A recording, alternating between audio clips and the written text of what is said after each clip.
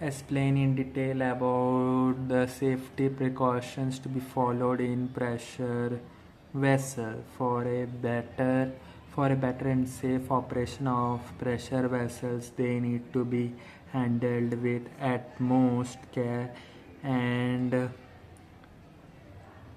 certain precautions. Timely maintenance for a pressure vessels to function properly, it requires regular maintenance. You should have a proper maintenance program of the entire pressure system, which checks the edge of the vessel. One thing should keep in your eye on one thing you should keep your eye on is signs of problem. If a safety valve discharges rapidly, then it is either a sign of a faulty safety valve or over pressurizing system. Besides this, you should also check for any signs of wear or corrosion. Pressure proper knowledge and training. The person operating or handling pressure vessels should have a proper skill set as well as knowledge about the equipment. Necessary training must be given to those who are responsible for repairing, maintaining, installing, or checking the pressure of the equipment. You cannot afford to let a person of little knowledge about the equipment handle it for obvious reasons. Understanding operating conditions, this is one of the most important factors to be considered. You should have a proper understanding about the gases or liquids uh,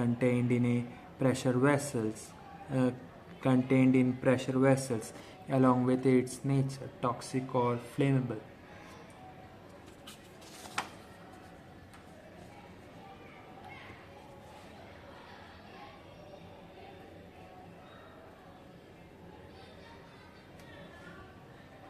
Once you know the content of the pressure vessel, once you know the content of the pressure vessels, you need to know the operating conditions. You need to know the operating conditions, which include temperatures and pressures. Having the correct information about systems operating limit is extremely important. Having the correct information about systems operating limits is extremely important. Installing protective devices. When it comes to taking precautions of pressure vessels, you need to ensure that suitable protective devices are installed. Suitable protective devices are installed and adjusted to the correct settings. These protective devices can be safety valves, or any device which shuts down the operation when the temperature or pressure exceeds the maximum value. The option for warning devices, which send out signals by lighting or sound so that it grabs your attention. It is also necessary to keep these protective devices in good working conditions.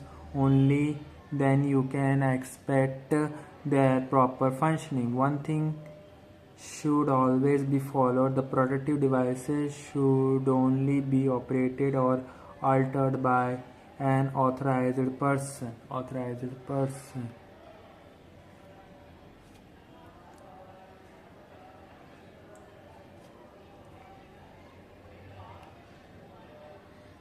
Formulate the methods for the reduction of electrical hazards. A number of methods may be used for guarding personnel against accidentally contacting live electrical elements. In general, exposed electrical equipment operating at 50 volts or more should be guarded by enclosures or location at an elevation 8 feet or higher above the floor in a locked enclosure or room which can be entered only by a qualified person. On a balcony platform or gallery arranged and at a height so that persons who are not qualified will not trespass upon it.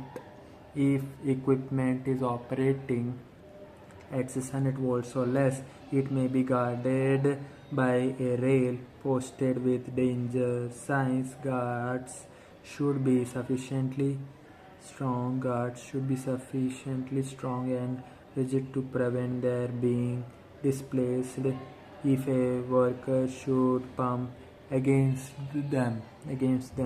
Electrical wiring, switches and fuses. Where it is practical, all inside wiring should be enclosed in conduit or equal protection and firmly anchored to sturdy structural elements. Protection from mechanical injury should be provided.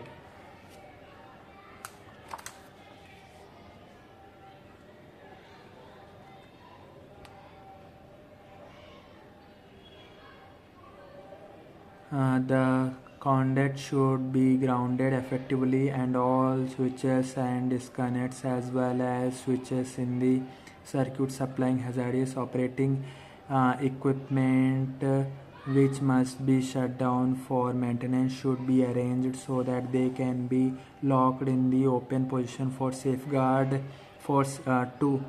locked in the open position to safeguard against their being closed when work is in progress on a unit which they control.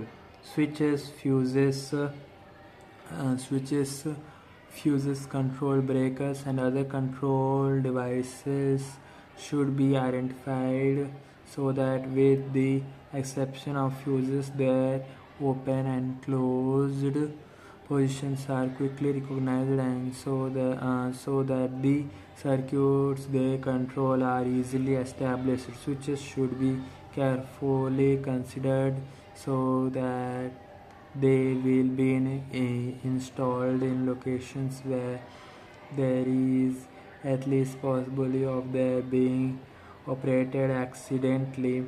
When it is practical, the blades of knife switches should not be in locations where there is at least possibility of their being operated accidentally. When it is practical, the blades of knife switches should not be live when the switch is open.